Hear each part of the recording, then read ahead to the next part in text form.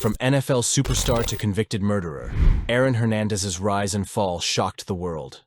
On what seemed like a typical Friday night, Odin Lloyd, a semi-professional football player, found himself in the VIP section of one of Boston's hottest nightclubs, Rumor. He was there with none other than NFL star Aaron Hernandez, who had become almost like family to him. Hernandez's celebrity status opened doors, and the night was filled with luxury. Bottles were popped, models mingled, but as the night went on, tension began to build.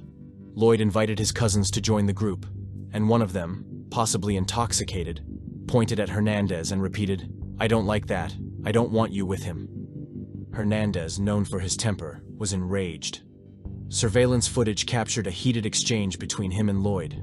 What should have been a fun night out quickly turned dark. The tension between the two men was unmistakable.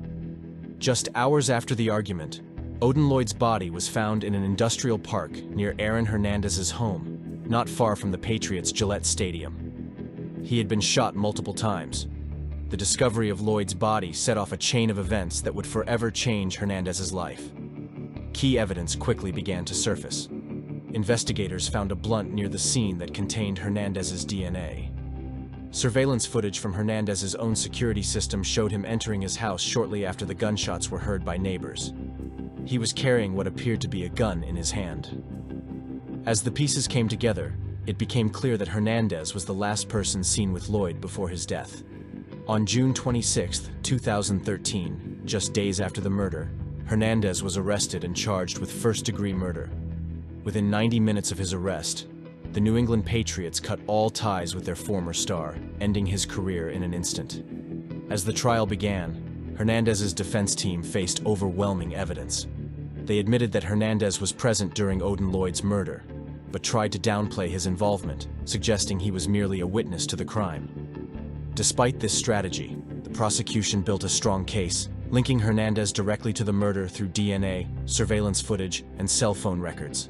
After weeks of testimony and evidence, the grand jury delivered its verdict. On April 15, 2015, Aaron Hernandez was found guilty of first-degree murder. The conviction carried a mandatory sentence of life in prison without the possibility of parole. At just 25 years old, Hernandez went from being an NFL star to a convicted murderer. His once promising future completely shattered. He was sent to Souza Baranowski Correctional Center to serve out the rest of his life behind bars.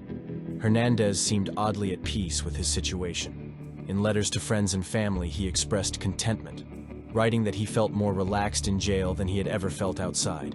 He reconnected with his estranged mother and even kept up with the New England Patriots, still rooting for his old team.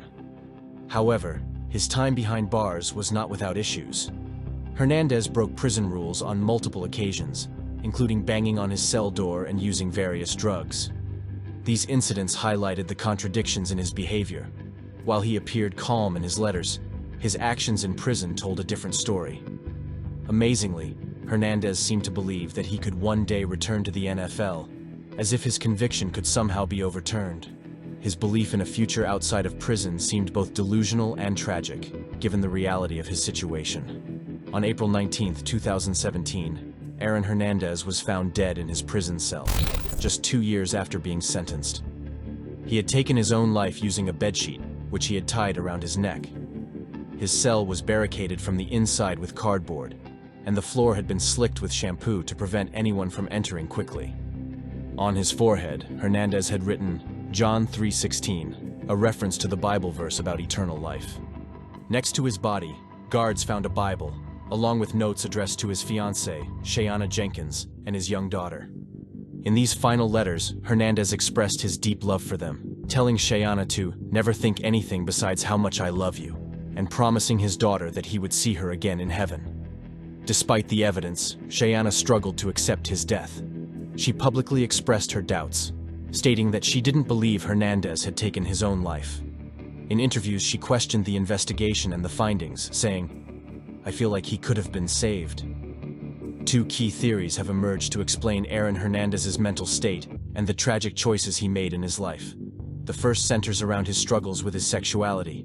Multiple sources, including his high school quarterback Dennis Sansucci and Hernandez's own brother, claimed that Hernandez was a closeted gay man, deeply afraid of being outed.